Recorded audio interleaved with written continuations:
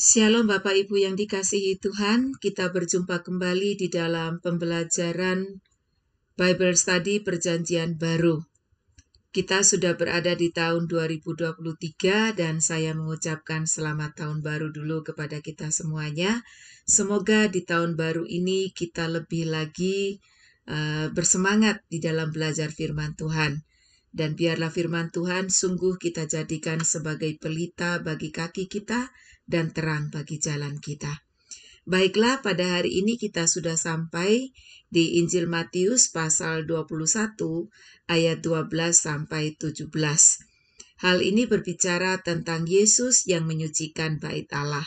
Saya akan bacakan Matius 21 ayat 12 sampai 17. Lalu Yesus masuk ke bait Allah dan mengusir semua orang yang berjual beli di halaman bait Allah.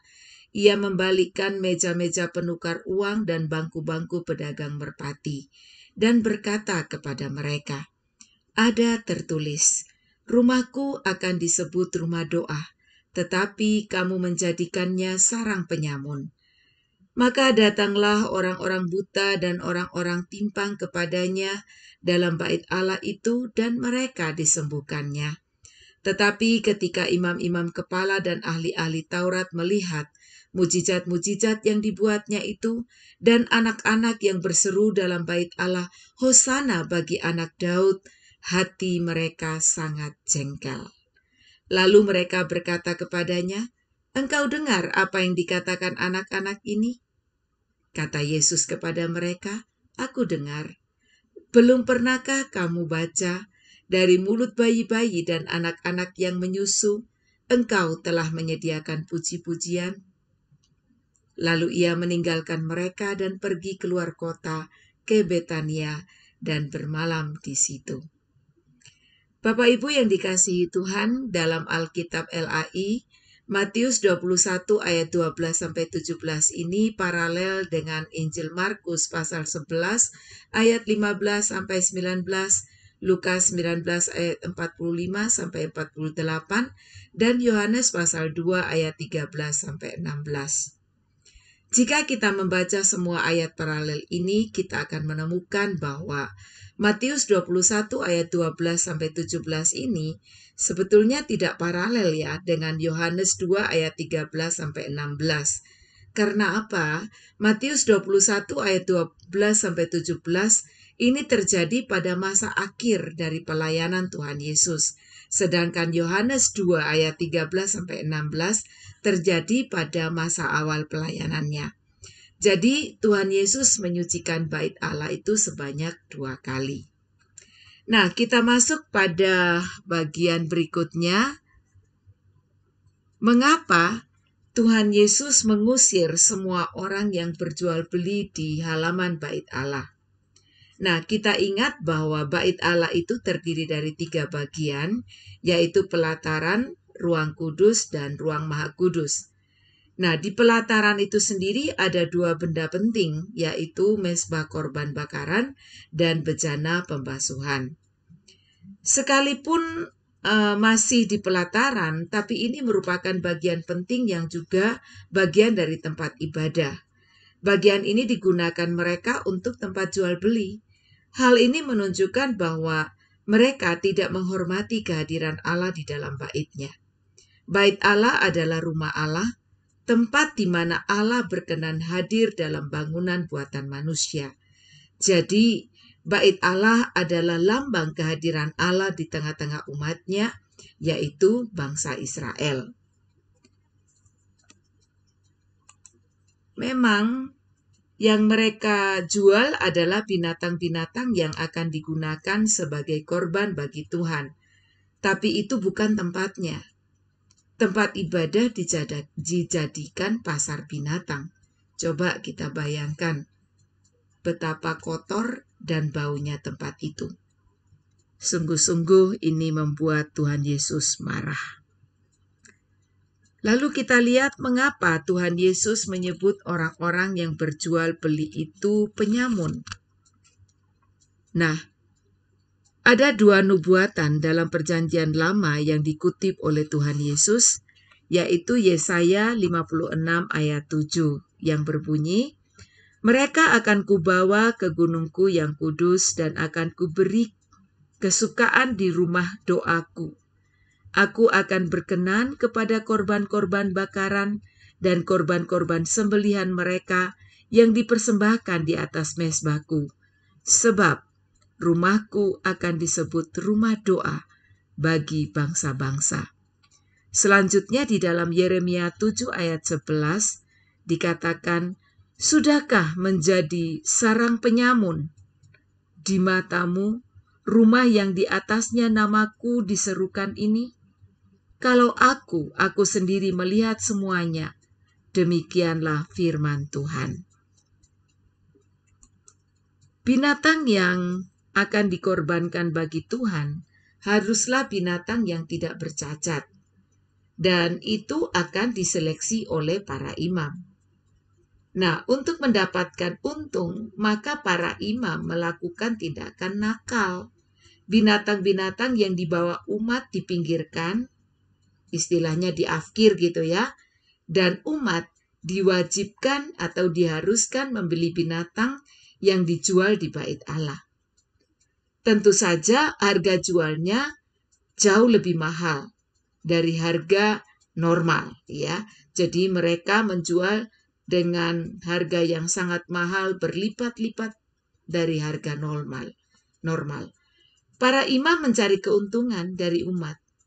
Mereka tidak saja melakukan itu untuk orang-orang kaya, tapi yang sederhana atau yang miskin pun diperlakukan seperti itu. Adanya merpati yang dijual ya.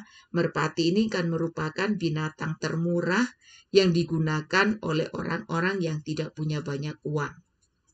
Di bait Allah mereka menyediakan juga meja-meja penukar uang. Mengapa? Karena mereka membuat aturan uang asing tidak berlaku.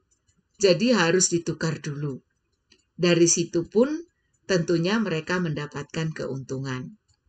Makanya Tuhan Yesus menyebut mereka penyamun atau perampok. Tempat ibadah dijadikan sarang penyamun atau sarang kejahatan. Bait Allah yang difungsikan untuk rumah doa dijadikan sarang penyamun. Dalam hal ini berubah fungsi. Setelah menyelesaikan bersih-bersih, Tuhan Yesus melayani orang-orang yang datang kepadanya di dalam bait Allah. Kasih-Nya mengalir buat mereka yang menderita. Dikatakan orang-orang buta dan orang-orang timpang disembuhkannya. Di sini Tuhan Yesus menunjukkan bahwa inilah fungsi bait Allah. Menjadi rumah doa yang memberkati dan menjadi problem solver bagi yang menderita. Bait Allah menjadi tempat orang mendapatkan mujizat. Berbeda dengan imam-imam kepala dan ahli-ahli Taurat. Melihat apa yang dilakukan Tuhan Yesus, yakni menyembuhkan orang sakit, mereka jadi jengkel ya. Karena tindakan Tuhan Yesus selain di dalam ayat 12 tadi ya, yang membuat mereka rugi dan bahkan membuat mereka malu tentunya. Sekarang Yesus melakukan mujizat di dalam bait Allah.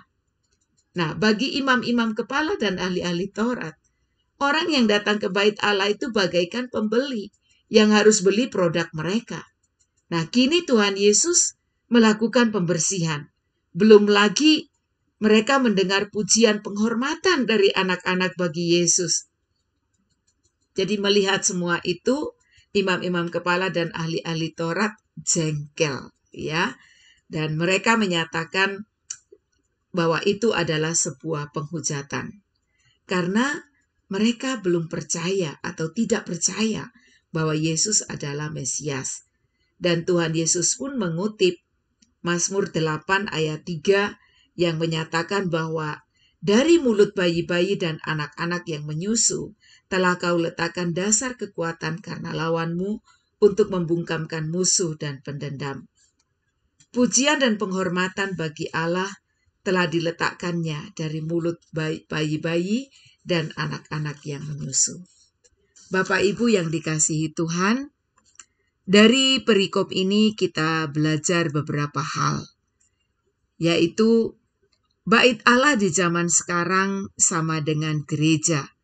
Mari kita menjadikan gereja sebagai rumah doa, rumah di mana kita dapat bertemu dengan Tuhan dan mengalami pertolongannya atau mujizatnya. Gereja tempat di mana kita dapat menyembah Tuhan bersama-sama. Mari kita menghargai dan menghormati Allah yang hadir di dalam gerejanya. Jangan kita menjadikan gereja sebagai sarang kejahatan ataupun tempat penyelewengan dalam bentuk apapun. Spesial bagi para pemimpin ataupun pelayan-pelayan dalam gereja Tuhan, jangan mencari keuntungan diri sendiri dari jemaat yang kita layani.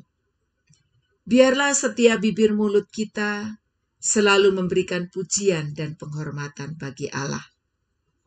Mungkin secara khusus saya tambahkan, bagi kita di zaman Perjanjian Baru, ingatlah bahwa tubuh kita ini adalah bait Allah. Biarlah kita senantiasa menjaga kekudusan diri kita, agar hidup kita ini berkenan bagi Tuhan.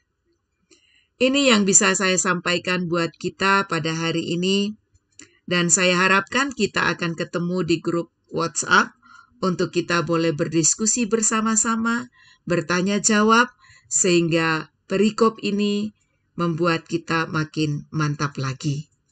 Baiklah, sampai jumpa. Tuhan Yesus memberkati.